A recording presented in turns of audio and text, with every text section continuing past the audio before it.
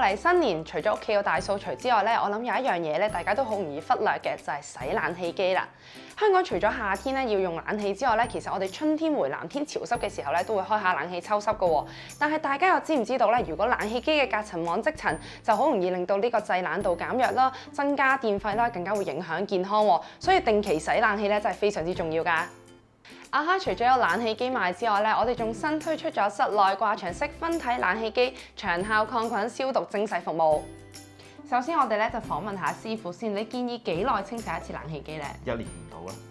成個清洗嘅程序大概需要幾耐咧？30分鐘至60分鐘到啦。跟住咧就想問下個長效抗菌咧係點樣做到嘅咧？會洗完之後會用蒸汽啦，之後再用我哋嘅塗層啦。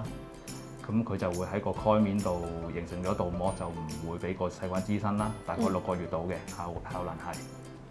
好，最後一個問題咧就係咪所有嘅分體都可以洗，同埋有啲咩要注意咧？係啊，所有家用分體咧都可以清洗嘅，但係咧注意都係睇下下邊有冇啲嘢阻住啦，有可能盡量執開佢啦。如果係大件嘅話咧，我哋都會幫手搬開佢嘅。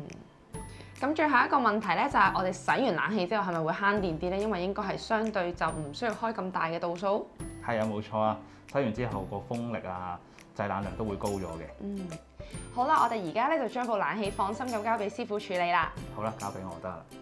咁都等我講解下成個清洗程序啦。師傅首先會測試冷氣機嘅運作係咪正常，然後就會以防水物料保護冷氣機周圍嘅物件。之後就會關閉機組電源，利用專業環保嘅清潔劑清洗每組銅管線片等冷氣機組件，機身內豬籠式抽風扇，通去水喉，再用高壓水槍徹底噴洗，利用熱蒸汽機高溫蒸洗消毒。清洗完內籠咧就會清洗面蓋，然後抹乾全機身並裝回冷氣機組件。最後嘅步驟咧就係噴上抗菌保護塗層，抗壓細菌滋生。洗完之後測試埋冷氣機清洗之後係咪運作正常就搞掂㗎啦！哇！洗完之後咧真係即刻大風咗，同埋非常之涼爽啊，係咪啊？有專業認證資格嘅技術員跟足標準流程清洗，仲有長效抗菌保護塗層，再加埋高溫消毒蒸洗咧，一次過殺滅99.9% 嘅細菌同埋病毒。如果你都想室內空氣清新啲，提高製冷效能同埋節省電費嘅話咧，就快啲預約登記啦！遲啲阿克咧仲會有唔同嘅電器嘅維修同埋保養服務，記得密切留意住我哋啦！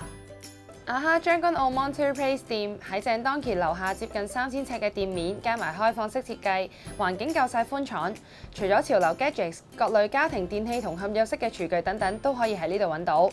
除咗將軍澳，阿哈亦都有金鐘海富中心店，呢度除咗有各式各樣嘅電器，仲有埋高級音響設備。另外，沙田廣場店亦同樣有齊各式嘅電子產品以及家庭電器，帶俾各位滿滿嘅生活靈感。